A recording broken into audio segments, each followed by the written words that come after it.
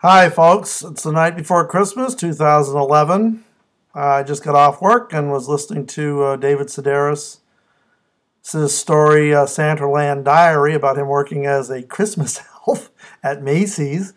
It's a very funny story. If you haven't seen it, you should definitely get a hold of a copy. It's very funny. Anyway, it inspired me to tell a little story of my own. This one's called The Night Before Christmas, 2009. 'Twas the night before Christmas, and all through the house not a creature was stirring, not even a mouse. And Ma in her kerchief, and I in my cap, had just settled down for a long winter's nap, when from my pants pocket there arose such a clatter that I sprang from my bed to see who the hell was calling me at this hour. It turned out to be the police. It seems they had one of my employees, drunk as a skunk, with a prostitute, down at the office to my business. I told them that I would get dressed and come down and meet them as soon as I could. When I arrived, I found my employee very drunk, handcuffed, sitting on the sidewalk, his head and face all bloody. Somebody had been beating on him. He said that the cops had beaten him up after they had handcuffed him. From the way the police were acting, one of them standing way back, staying out of the picture, the other one right up in my face, very polite, very solicitous. I was led to believe that yes, that's what had happened. They had already let the prostitute go.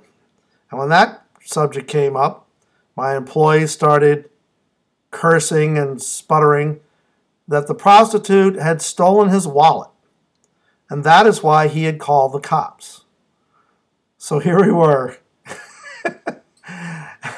This guy had called the police because he was being robbed while he was in the middle of performing an illegal act and had gotten beaten up by the police for his troubles. I felt like I was being swept away in a whirlwind of stupidity. The polite cop was very happy to take my suggestion that they leave my employee in my custody. Seattle's a very liberal town, but it has a very reactionary police force. There have been so many charges of use of excessive force and police brutality that the Federal Justice Administration has actually been called in to investigate the whole thing. And I'm sure on Christmas Eve, the last thing the polite cop wanted to do was spend 3 or 4 hours filling out a mountain of paperwork trying to explain how this guy in handcuffs had gotten so bloody. Once the cops had gone away, my employee explained to me that shortly after getting off work earlier in the afternoon, he had gotten into a fight with his wife, and she had thrown him out of the house, and that he had been out drinking ever since. And now here he was with me, with no money, no coat, drunk as a skunk, barely able to walk, and all covered in blood. So anyway, I loaded him into the car. We went over to the emergency room, and while the doctors worked on stitching him up, I called his wife and started working on her, trying to convince her to take him back. I have, from time to time, been called a manipulative asshole, and there's a certain amount of truth to that.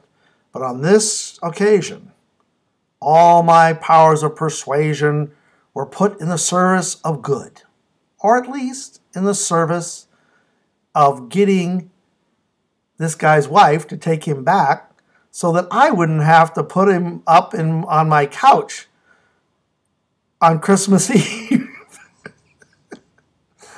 Anyway, I'm glad to say after about 2 or 3 hours of talking, I managed to get her to agree to the whole thing. I went over to her house, picked her up, took her down to the office to pick up the car, which her husband had abandoned there, and drive. I left her with the car. She agreed to go over to the emergency room and pick him up. And that's the last I heard from them for a couple of days. I went home, crawled into bed next to my sleeping wife, and thought of those profound words of Tiny Tim. God bless us. God bless us, everyone. What a crock. So that's my story. Hope you enjoyed it. Merry Christmas. Bye.